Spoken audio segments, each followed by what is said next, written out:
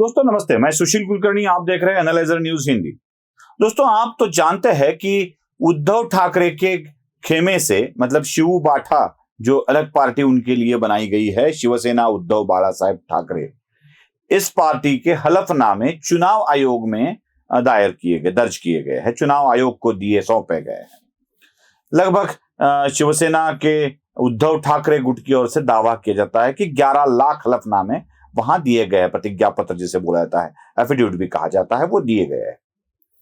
ये इसलिए दिए गए हैं कि शिवसेना पार्टी असल में किसकी है ये तय करने के लिए इसको चुनाव आयोग को सुपुर्द किया गया है। इतने हलफनामे तो शिंदे गुट की तरफ से नहीं गए हैं, इसीलिए शिवसेना की उद्धव गुट की ओर से, शिव बाठा की ओर से ये दावा किया जा रहा है कि सच वाली शिवसेना, असल वाली शिवसेना जो है वो हमारे पास ही है। अब इस दावे को लेकर यह भी चर्चा हो रही है कि क्या इतने हलफनामे देकर भी चुनाव आयोग इस पार्टी को एकनाथ शिंदे के हवाले कर देगा या बंद कर देगा, या इसको ही बंद करके कोई अलग दोनों को पार्टी खोलने का कहा जाएगा, या जिस तरह से अंधेरी ईस्ट के चुनाव में किया गया था उसी तरह से क्या कुछ होगा। ऐसे बहुत सारे दावे और बहुत सारी चर्चाएं आजकल हो रही है। दोस्तों मैं आपको बता दूं कि चुनाव आयोग के लिए इन हलफनामे का कोई महत्व नहीं होगा, क्योंकि किसी भी पार्टी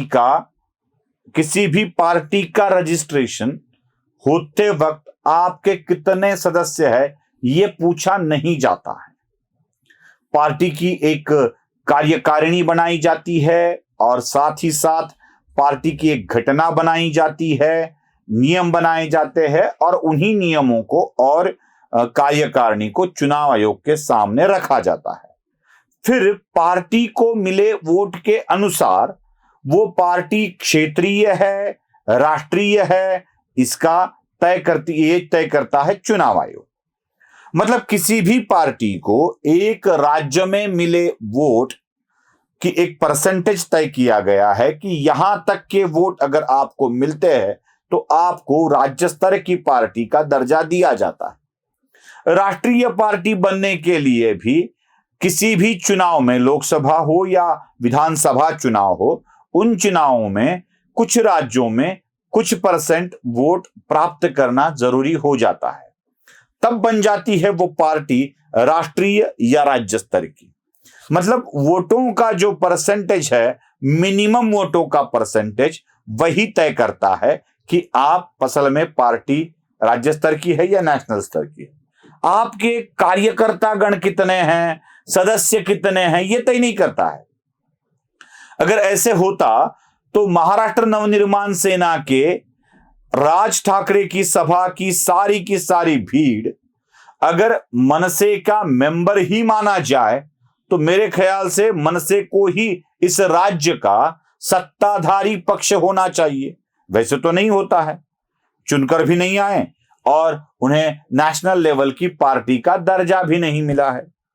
स्टेट लेवल की पार्टी के जितने ही वोट राज ठाकरे जुटा पा रहे हैं, एक विधानसभा इलेक्शन का रिकॉर्ड छोड़ बाकी सारे में राज ठाकरे के पार्टी की अवस्था बहुत ही बुरी है। तो चुनाव में मिले वोट ही आपकी पार्टी का स्टेटस फाइनल करते हैं। और साथ ही साथ एक चीज आप गौर कर लीजिए, ध्यान में रख लीजिए कि चुनाव आयोग की पार्टी मतलब पार्टी के प्रमुख ने किसी व्यक्ति को पार्टी का अधिकृत प्रत्याशी के तौर पर नियुक्त किया है और वो चुनकर आया है, तो उसको मिले वोट ही पार्टी के वोट के परसेंटेज होते हैं। मतलब किसी भी पार्टी के विधानसभा के, लोकसभा के लोक नियुक्त सदस्यों को ही पार्टी का अधिकृत दल माना जाता है। मतलब शिवसेना के अगर 56 विधायक चुनकर आए हैं, कुछ सांसद चुनकर आए हैं, तो उनको मिले वोट ही शिवसेना के वोट होते हैं। मतलब ये सारी जो हलफनामे वाला मामला है वो सिर्फ अपने ही मन की शांति के लिए है। वैसे तो Bharatiya Janata party miss call पे अपने मेंबर करती है, करोड़ों मेंबर हो जाते हैं, कांग्रेस भी अपने मेंबर बनाती है, शिवसेना भी अपने मेंबर बनाती है, एनसीपी भी अपने मेंबर बनाती है।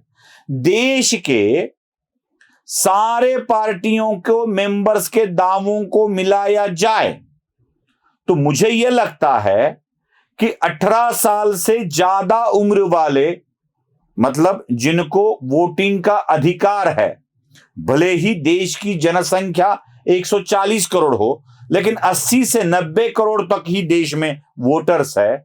अगर सारे पार्टियों के सदस्यों की संख्या निकाली जाए तो वो 80-90 करोड़ से आगे चली जाएगी, दावों की बात की जाए तो ये बात तो तय है कि ये दावे ही झूठे हैं। इन दावों पर विश्वास नहीं किया जा सकता, जैसे हम भी नहीं करते ना, वैसे चुनाव आयोग भी इन दावों पर विश्वास नहीं करता है। चुनाव आयोग तो फैक्ट्स एंड फिगर्स देखता है, और फिगर्स क्या है? फिगर्स ये है कि किस पार्टी को वोट्स कितने मिले हैं। अब एक बात गौर करने लायक है कि वोट्स अगर पार्टी को मिले हैं वो उनके प्रत्याशी द्वारा मिले हैं, और वही लोग अगर पार्टी छोड़कर, मतलब संसदीय दल के या विधानसभा दल के लोग अपने आप को ही पार्टी मानते हैं, तो इसमें गैर क्या है? क्योंकि उनको मिले वोट ही पार्टी के वोट माने गए हैं ना। पार्टी का प्रमाणित होना, राज्य की पार्टी, राष्ट्रीय पार्टी का प्रमाणित होना अगर वोटों की गिनती पर ही है, परसेंटेज पर ही है, तो इन चुनावों में खड़े लोगों को मिले वोट ही पार्टी के वोट है। वो जिस तरफ ज्यादा है उसी तरफ पार्टी है, ये तो साफ साफ है। मतलब इतनी साफ बात है कि ये लोग जिस तरफ ज्यादा है उन्हीं तरफ की पार्टी है। पार्टी की कार्यकारिणी जिस तरफ ज्यादा है, मतलब अलग अलग पृथक पृथक नहीं कर सकते आप।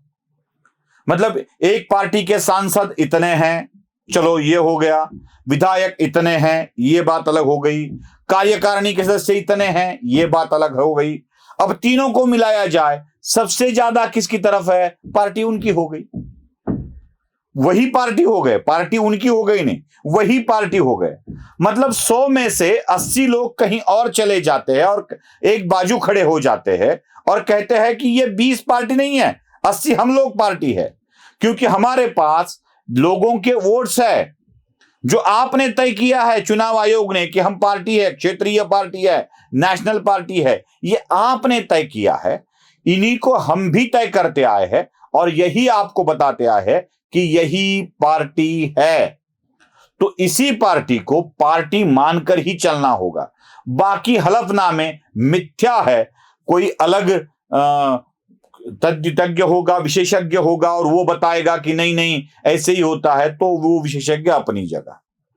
मतलब आजकल बहुत सारे विशेषज्ञ पैदा हो गए हैं कि किसकी पार्टी होगी, क्या पार्टी होगी।